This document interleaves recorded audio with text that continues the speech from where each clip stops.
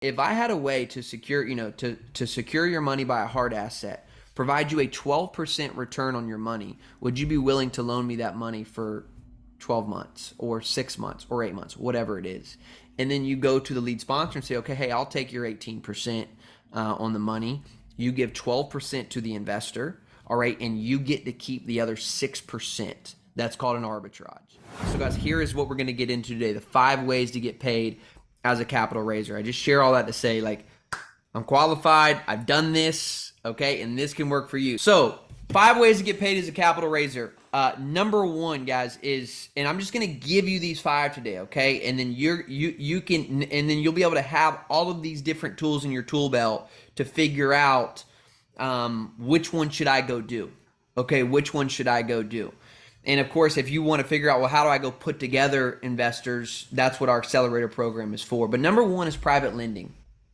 Okay, this is pretty straightforward. So you can do personal lending. I mean, I think this is a really great vehicle, guys. If you have an IRA, Roth, or traditional IRA, if you have an old 401k, there's a company called Advanta IRA, and you can turn that into a self-directed IRA, and you can actually do personal private lending on deals. This is something that's very simple to do. You become the lender, you become the bank. And in the world of real estate, capital is king, and there's a lot of people pursuing different deals and need loans, short-term loans, long-term loans, bridge type loans.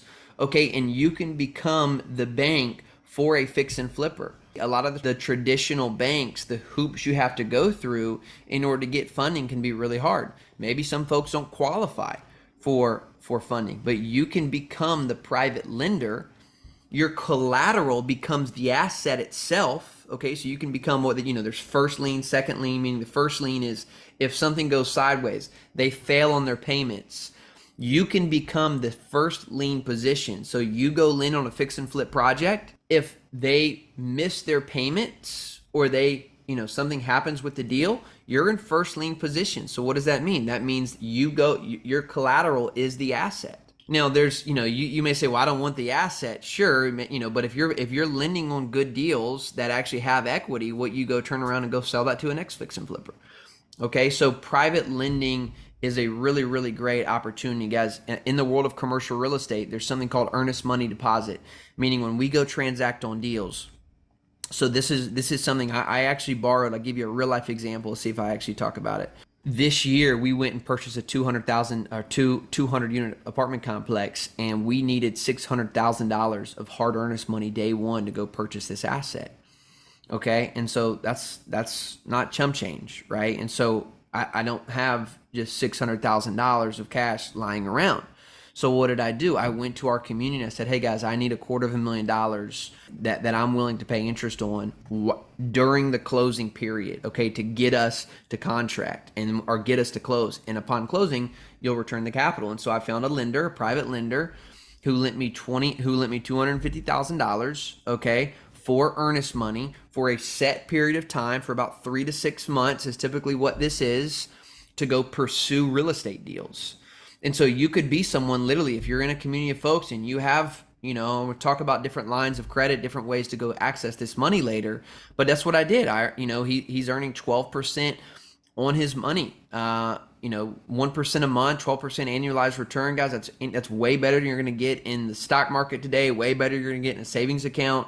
And so actually lending on EMD for commercial real estate deals is a great way to do personal type loans. Pursuit cost. This is another thing that real estate investors need inside of our community, right? Especially if we're pursuing multiple deals. It gets expensive to pursue deals. You have lender fees, you have legal fees, right? You have other pursuit costs to actually go and get the deal acquired. And so it takes money to go do deals. And sometimes these investors, including myself, actually will go borrow that money in order to get us to a close, right? And so there are ways to actually lend money on the pursuit costs. And so this is another way that you can lend capital, and again, is a great way for you personally as a capital raiser to get paid hard money. I talked about that. That was the first thing I talked about, was actually loaning hard money, and the collateral becomes the real estate property itself. And the other one, EMD and pursuit cost, it can be harder because there's actually not a deal that is your collateral. So typically what you're going to want to do is have some type of personal collateral between you and that person.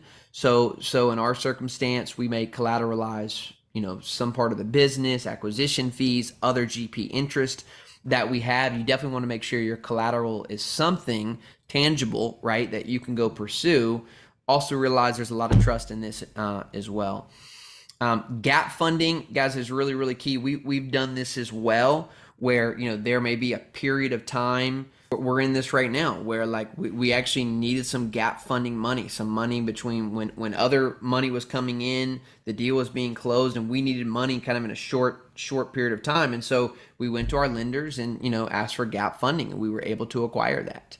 And again, they're getting a great return for just providing a very short window, 2 to 6 months of gap funding. And so guys, I would say capital is king today. If you're someone today and you have access to capital, these are great ways, becoming a private lender, on how to go do that. Okay. The other way, and this is if you don't have your own money, guys, you can arbitrage.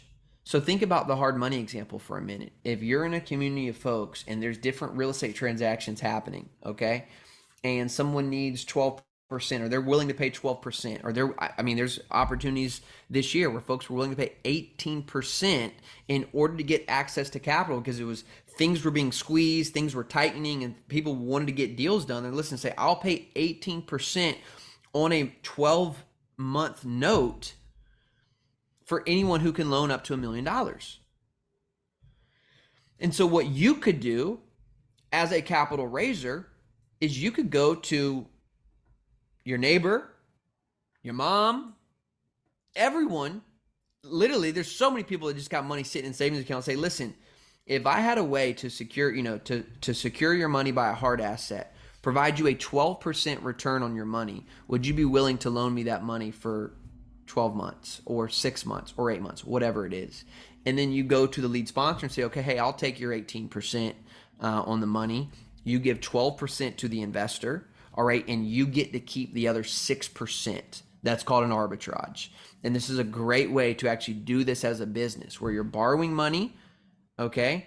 You almost as serving as the middle person, because what your skill is, or the value you're bringing to this investor, is you are the person who is on the webinar today, who's learning about this, who's seeking opportunities out, who's vetting opportunities, who's building relationships with sponsors.